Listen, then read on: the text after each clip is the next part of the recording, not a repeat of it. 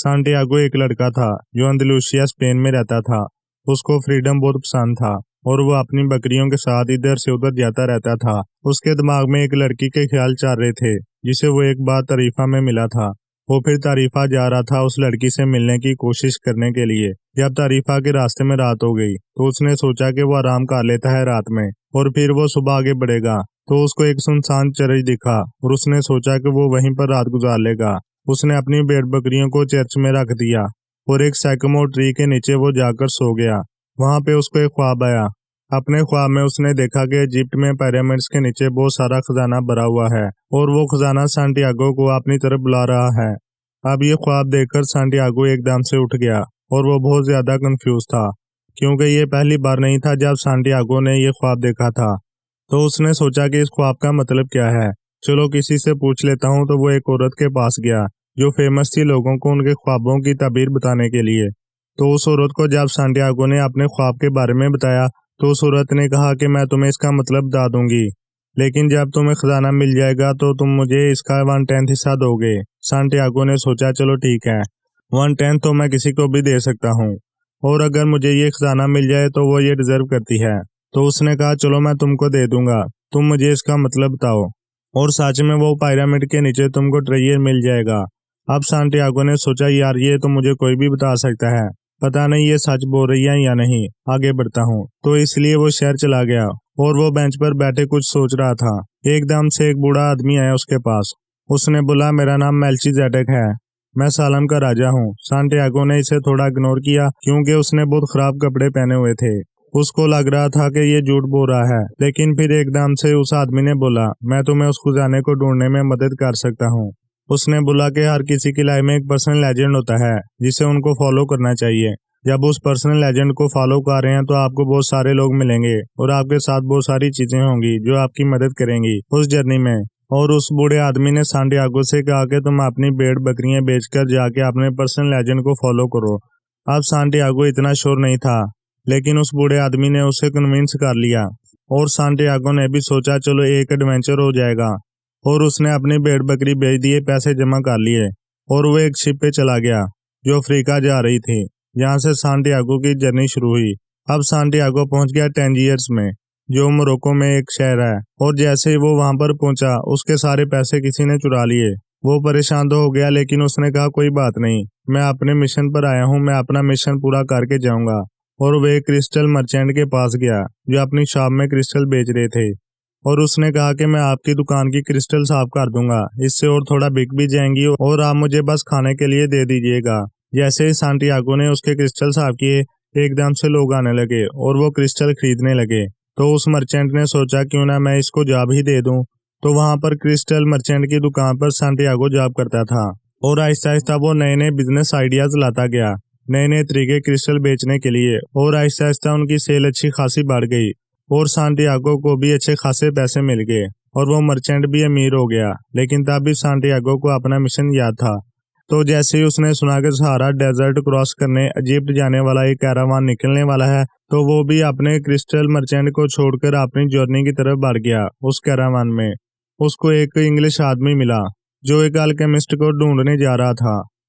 उस इंग्लिश आदमी ने बोला कि अल्केमिस्ट इतना ताकतवर है कि वो तांबे को सोने में बदल सकता है। तो सांटियागो और उस इंग्लिश आदमी की दोस्ती हो गई क्योंकि वो दोनों अपने अपने मिशन पर जा रहे थे। वो लोग जब कैरावान में उस डेजर्ट को क्रॉस कर रहे थे तो आहिस्ता आहिस्ता एक अफवाह उड़ने लगी कि एक जंग होने वाली है डेजर्ट में और सब लोग अच्छा खासा डर गए। तो उस कैरावान ने डिसाइड किया कि रिस्क लेने से अच्छा है कि हम एक डेजर्ट जिसका नाम है अल्फ्यूम में हम छुप जाते हैं जब तक जंग खत्म ना हो जाए। अब ये जंग हफ्तों से लेकर सालों तक चल सकती है, कोई गारंटी नहीं है कब खत्म होगी। सांटियागो थोड़ा डिसअपॉइंट हो गया, पता नहीं मैं कब पहुंच पाऊंगा पिरामिड, लेकिन तब भी उसने हार नहीं मानी। जैसे ही वो उस डेजर्ट में पहुंचे उस इंग्लिश आदमी ने उस अल्केमिस्ट की तलाश शुरू कर दी और सांटियागो उसकी मदद कर रहा था। एक लड़की उनको मिली जिसका नाम था फातिमा, जिसने उनको अल्केमिस्ट का पता दिया। उनको इन्फॉर्मेशन तो मिल गई अल्केमिस्ट की, लेकिन सांटियागो को उस लड़की से प्यार हो गया। तो सांटियागो रोजाना जाकर फातिमा से मिलता था और वो इंग्लिश आदमी अल्केमिस्ट के पास चला गया। अल्केमिस्ट ने उस इंग्लिशमैन से पूछा तो तुम मुझे 10 साल से ढूंढ रहे हो, क्या तुमने कभी खुद कोशिश की है तांबे को सोने में बदलने के लिए? इंग्लिशमैन बोला नहीं, तो अल्केमिस्ट ने उसे असाइनमेंट दे दिया कि तुम खुद कोशिश करो लेड को गोल्ड में बदलने के लिए। तो इंग्लिशमैन अब बिजी हो गया और सांटियागो को लड़की मिल गई थी। एक दिन सांटियागो जब डिजर्ट में जा रहा था, एकदम से उसको एक विजन आया। उसने एकदम से ये देखा कि ओसिस पे कोई अटैक करने वाला है और एक जंग होने वाली है। और अब उसने ओसिस के सरदार को जाकर ये बात बता दी। अब वहां के सरदार ने बोला, हम लोग तैयारी तो कर लेंगे, लेकिन अगर जंग नहीं होगी तब हम लोग तुम्हें मार डालेंगे। अब सरप्राइज की बात यह है कि अगले दिन एक आदमी ने अटैक कर दिया और वो लोग उस आदमी को हरा पाए थे क्योंकि वो लोग तैयारी कर चुके थे। तो वहां का चीफ बहुत ही खुश हो गया और उसने सांटियागो को बहुत ज्यादा सोना दे दिया और उसको वहां का काउंसलर बना दिया। अब सांटियागो तो बहुत खुश हो गया था। उसने सोचा कि यार मुझे जॉब भी मिल गई है और अच्छा खासा सोना भी है, अब मैं यही फातिमा से शादी करके जिंदगी भर रह सकता हूँ। लेकिन फातिमा ने उसे बोला कि सच्चा प्यार कभी भी तुम्हें अपने ख्वाबों से दूर नहीं रखेगा। तो उसने कहा कि वो इसका इंतजार करेगी, लेकिन उसे अपने ड्रीम्स को फॉलो करना चाहिए। अब उसी शाम को अल्केमिस्ट सांटियागो को मिल गया और अल्केमिस्ट ने सुना ही था कि सांटियागो को विजन आए थे जिसमें उसने ओसिस को बचाया था। तो अल्केमिस्ट ने भी कहा कि तुमको अपने ड्रीम्स को फॉलो करना चाहिए और तुम चलो मेरे साथ पिरामिड्स की तरफ। वो दोनों पिरामिड की तरफ चलने लगे। अब रास्ते में ही कुछ चोरों ने उन्हें पकड़ लिया और उन्होंने सांटियागो से सारा सोना छीन लिया और फिर वो उनको मारने वाले थे। लेकिन एकदम से अल्केमिस्ट ने बोला, अरे तुम जानते नहीं हो ये कितना बड़ा जादूगर है, ये एकदम से अपने आप को हवा में बदल लेगा और तुम सब लोगों को उड़ा देगा।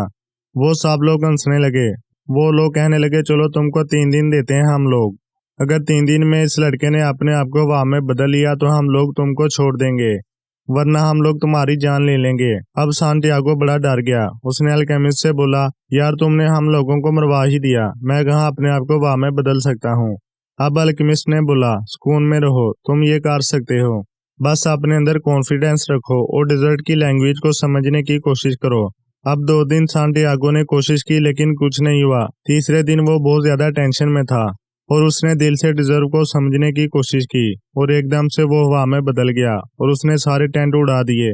और ये देख के वहां के गुंडे बहुत डर गए और उन्होंने उन लोगों को छोड़ दिया। सांटियागो और अल्केमिस्ट एक मोनेस्ट्री में पहुंचे जहाँ पे अल्केमिस्ट ने तांबे को गोल्ड में बदला, सांटियागो को थोड़ा सा गोल्ड दिया और कहा कि यहाँ से तुम अकेले इजिप्ट की तरफ जाओ।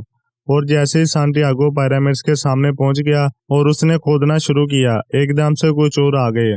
उन्होंने सांटियागो को मारना शुरू किया, उन्होंने उससे सोना छीन लिया।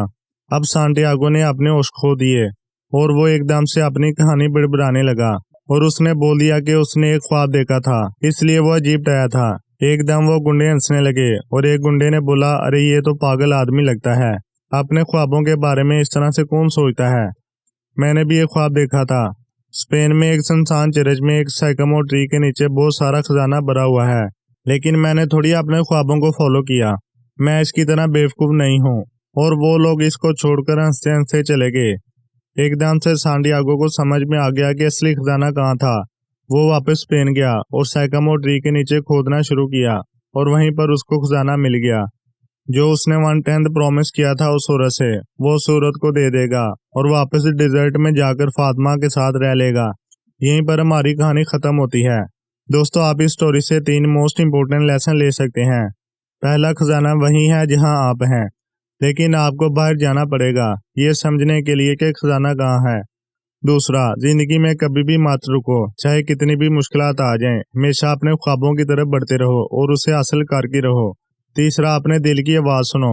आज के लिए बस इतना ही दोस्तों, आपके लिए मैं ऐसे ही वीडियो बनाता रहता हूँ। उम्मीद करता हूँ आपको मेरी वीडियो पसंद आई होगी। वीडियो देखने का बहुत बहुत शुक्रिया। आप मिलेंगे नेक्स्ट वीडियो में, तब तक के लिए अल्लाह हाफिज।